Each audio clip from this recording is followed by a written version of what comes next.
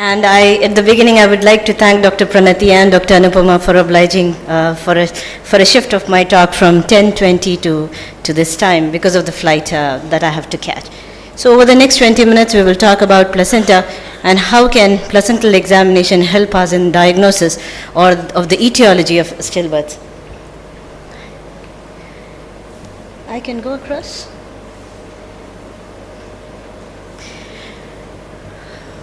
We started the perinatal pathology department in about 4 years ago, and since then we had to do a lot of homework. We had to learn a lot about placental pathology. We did not know how to interpret the placental reports that were coming. So as part of that, I'm getting together a few of the cases together just to show you or give you an idea how it can be useful. Now, when we look at the placenta, it is the most important organ in fetal life because it maintains the nutrients, removes the waste product of the baby. It is also known as the diary of gestational life, an appropriate term, because it not only stands up as a participant in an adverse outcome, but sometimes it also may act as a witness if there is any time an adverse outcome in a pregnancy. The first case that I'm going to present would be a 36 years old. She was 4th gravida, para 3 live 1. She had lost her first baby at 32 weeks of gestation. The second was a preterm cesarean section done for FGR and oligohydramnios. The baby was never moved to the home. The baby was stayed in the hospital for 27 months on and off the ventilator and until the baby died. The third pregnancy she had come to us. She booked at 7 weeks. Her thrombophilia profile everything was normal, fetal surveillance was done, no problems, absolutely fine, and a cesarean was done at 37 weeks and the baby was absolutely healthy at this point of time. We really didn't know what had happened to her in the previous 2 pregnancies. So the 4th pregnancy, when she came back to us, we thought she would go cruise through very smoothly because last time she went through very comfortably. It was a spontaneous conception, booked very early with us in the pregnancy, and the first trimester screening showed the PAPA to be 0.26 multiples of median. We knew that we are going to be in trouble because the PAPA was very low. At this time, amniocentesis was done and the karyotype was found to be normal. So we are not dealing with a genetic abnormality at this point of time. We all know that if the PAPA is very low, we have a very high incidence of stillbirths, especially after 24 weeks. And our mother also went the same way, and at 25 weeks of gestation, she had an intrauterine fetal death, and it was a stillborn, 250 grams. Take a look at the weight of the baby, 250 grams at 25 weeks. And they gave the consent for placental histopathology as well as autopsy. But the questions that come to your mind is she did not have any maternal disease. We evaluated her for thrombophilias. She had a placental failure recurrent and which occurred again and again for her. What lesion were we dealing with? Will it recur in the next pregnancy and can we offer them any hope? Or should we say that go ahead and don't plan a pregnancy? The placental histopathology came as maternal floor infarction. A different name for this would be perivillous fibrin deposition. And if you take a look at the placenta, you and I can very well guess that how can a baby survive with a placenta which appears like this and it's completely calcified and fibrin laden. If you do a cut section of the placenta, the normal one is onto your in the subset, and compare it with the fibrin deposition, all you can see is that the placenta is filled with just fibrin and does not have the villi. Basically strangulation of the villi. If you again take a look at the normal basal plate, you will find all villi. These are the cross section of the villi, and you do not find any fibrin, maybe a little bit of fibrin over here. But if you take a look at the placenta at this point of time, you find the entire placenta is filled with the fibrin. Basically, that is the one which strangulates the villi and does not allow an exchange of oxygen or the nutrients to occur, and that results in the demise of the baby. So the diagnostic implication is maternal floor infarction is associated with fetal growth restriction, has a very high incidence of stillbirths, and if the baby is alive, they have a very high incidence of neurodevelopmental delays, and the possibility of recurrence is seen in 25% of the cases. So if the histopathology for this was not done for this woman, we wouldn't have had the diagnosis of maternal floor infarction. We wouldn't have been able to prognosticate and say that, okay, you have a 25% recurrence risk. So moving back again to the placental pathology, the categories of placental pathology that can occur is we can have a pathology affecting the maternal maternal blood supply. We can have a pathology which is affecting the fetal blood supply, or it may be a primary placental lesion, specific disease of the placenta that may not allow exchange transfusion to occur at that time.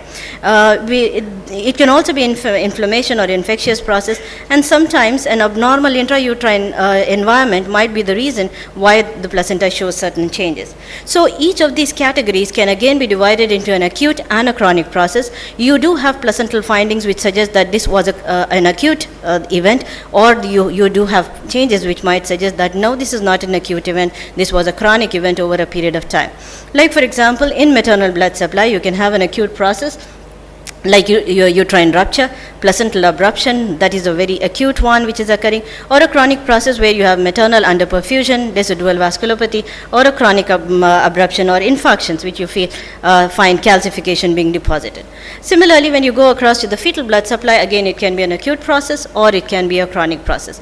Acute process like in cord compression, sudden cord compression, and you have an occlusion, fetal hemorrhage or trauma, all of them belong to the rapidly occurring condition. The chronic process would be a chronic obstruction, fetal thrombotic vasculopathy, or meconium-associated myonecrosis. These are the conditions that we need to remember. When we move across to the primary placental lesion, one we have already discussed, maternal floor infarction. The other two would be placental mesenchymal dysplasia and chronic villitis of unknown origin. They are known to be associated with adverse outcomes, and we do not have any maternal disease associated with them which might be implicated in the pathogenesis of these two conditions. So moving across to the next case, now she was a gravida 5, para 4, life 4, all were pretty good sized babies. She never had any problem with fetal growth restriction. All of them were cesarean section, and she was 36 years of age. The present pregnancy she booked with us pretty early. She was diagnosed to have GDM at 16 weeks. She had an anomaly scan at 22 weeks, no abnormalities. But when she came for a routine scan at 32 weeks, she had severe FGR and an intrauterine fetal death. Now, what could have been the cause? In all her 4 pregnancies, she has had 3 kgs and 2.8 and above kg babies. So they also told us that there is a retroplacental clot of 7 into 5 centimeters. And take a look, I'm putting up the image for that. Does it look like, maybe it does look like a retroplacental clot, because it was a mixed echogenic lesion which you could see, and pretty big one in the placenta. The growth charts, you find that her growth had stopped and she fell off the curves long ago. Now, at admission, her BP was found to be 230 over 130, so the diagnosis was pretty clear. She was severe preeclampsia and she had an abruption, and that's why the fetal death. So it was very easy for us clinicians to put it down as the diagnosis and move forward. So cesarean section was done, and to our surprise, we did not find any retroplacental clot. What we found was cystic degeneration of the placenta. And if you take a look at the placenta that I'm showing it to you, each one of us would have made the diagnosis as, oh wow, am I looking at a partial mole? Okay, it looks like a partial mole, definitely. So if it was a partial mole, how come there were no anomalies? It was absolutely fine if the TIFA was done with us in our institute. And it was very surprising. So again, summarizing the problem list that she had, she was an advanced maternal age. She did not have a first trimester screening, gestational diabetes, recurrent preeclampsia. She had fetal growth restriction and an intrauterine fetal death. And now we are looking at the question of whether we are looking at a partial molar degeneration of the placenta. Now, the thing which was against the partial molar degeneration, there were no fetal anomalies. The baby looked absolutely healthy. How can we have a partial mole without any anomalies? How can we have a normal karyotype for a partial mole? The second thing that comes across is a recurrent preeclampsia, and what else can come into our differential diagnosis. So if you take a look at the placenta, the partial mole, is it a partial mole, comes to your mind. And if you compare it with the normal placenta, it's so very different. It's just so very different. So what is the kind of lesion that we are looking at? And the diagnosis which was given was placental mesenchymal dysplasia. If you take a look at the placenta over here, they are all cystic spaces that you find, all cystic spaces filling the placenta. And on an ultrasound, you get an idea of snow storm appearance in a localized part of the placenta. Now, going across to the clinical implications, it basically mimics a partial hydatidiform mole, appears in the second and the third trimester, not in the first trimester, and you have an apparently normally developed fetus along with that. The clinical significance, you may find beta HCG to be elevated in 40%, maternal serum alpha fetoprotein raised in all the cases, and associated pregnancy complications where most worrying was preterm labor in 75, intrauterine growth restriction in as high as 50% of the cases, and intrauterine fetal death in 30 to 40%. And our mother came into this category. What is also very important for us to remember and for a follow-up, if you have an alive baby, 20% of these reported cases have an association with Beckwith-Weidman syndrome. And unless we keep that suspicion in our mind, unless we know that this is a possibility, we would never pick up a baby with Beckwith-Weidman syndrome until a little later in life. Long-term outcome is not known, and hence a follow-up is definitely warranted for that. So a different kind of placental pathology, one was the maternal floor infarction, second one was placental mesenchymal dysplasia. I move across to the third case, wherein it was a very young, low-risk primigravida who had early antenatal checkup, but then referred to us at 26 weeks of gestation, no maternal disease with an IUFD, an absolutely unknown cause. They were willing for the autopsy, they were willing for the placental histopathology, they gave consent for that. And if you take a look at the organs, and if you take a look at the percentage centile, you will find that, it was way below the third centile. All of them were much, much below the third centile, all organs of the baby. If you take a look at her placenta, the minimum or the 10% or the 10th centile for her gestational age should have been 175 grams. We are only at 86 grams. So how can we expect a baby to survive with this kind of a placental growth and placental function? What we found was that this baby had very tight strictures in the cord. If you can see, it is chronic stricture, and that was responsible for the failure of the blood reaching the baby, and ultimately the baby succumbed to lack of nutrients and lack of oxygen inside. Since cord stricture is not a recurrent lesion, this patient came back next time, and we could just cruise through her pregnancy very comfortably, and she went home with a healthy baby. So it's very essential that a small examination of the cord could give us a diagnosis, and we could so very well correlate it with the next pregnancy, give her a lot of hope, and move her through to the next pregnancy. Now, finishing the cord lesions. Cord lesions can also be a rupture. Cord lesions can also be the inflammation and so on. So the cord has to be examined, has to be sent completely. Many times when people send the placenta across to us, they just send only the placenta, not the cord. So you have to remember to send the cord too. The next case that I'm going to talk about was a primigravida, intrauterine fetal death at 18 weeks of gestation. She was not from a consanguineous marriage. We really didn't know what was wrong with her. Why did she lose? But the questions, every couple has the same questions. Why did it happen to us? We told them that we can go ahead and do an autopsy, but in such a small baby, getting autopsy findings might be very difficult. So despite that, they were pretty okay in going ahead and doing a histopathology as well as the autopsy of the baby.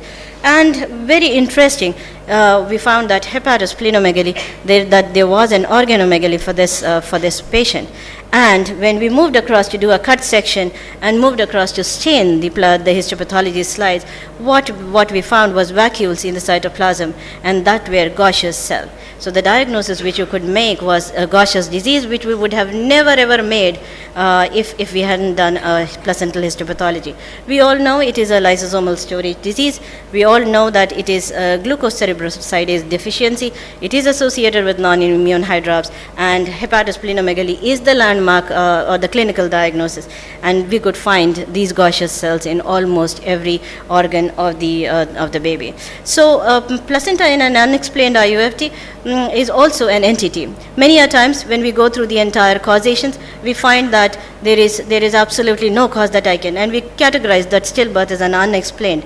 Just showing you the hospital data that we have, giving you a data over the period of 3 years, Jan 2011 to December 2013. The total number of deliveries were something about 20,000. The stillbirth rate for our hospital is 7.9 per thousand. The neonatal death rate is 3.2 per thousand. 2000. And if you take a look at the distribution of the cause or etiology of the stillbirths in our hospital, we find that 16% would come under an unexplained category.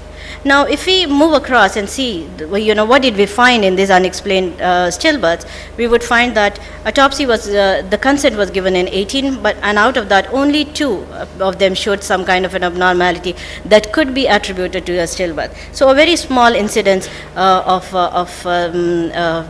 anomaly being contributed. Now, if we take a overall look as to did we find anything in this group, we found mothers to be screen positive for diabetes in 8, screen positive for APLA in 2 persons. That is, maternal disease could be attributed in about 27% of the cases. Autopsy was abnormal in 2, that would be only 5.4 cases. And what was very surprising was that in 25 cases out of 37, we really did not find any cause. That is 67.5%, we did not have any cause. Can the placental examination give us any answer? So we moved across to the placental histopathology and found that the fetal blood supply abnormalities was the predominant lesion in these cases. Isn't it true that if preeclampsia was the causative factor, we would get maternal blood supply abnormalities, and this was a fetal blood supply abnormalities? That's why we did not have any other kind of a lesion in the placenta. The next one was maternal blood supply abnormalities, inflammatory causes, miscellaneous, where the next one in the number.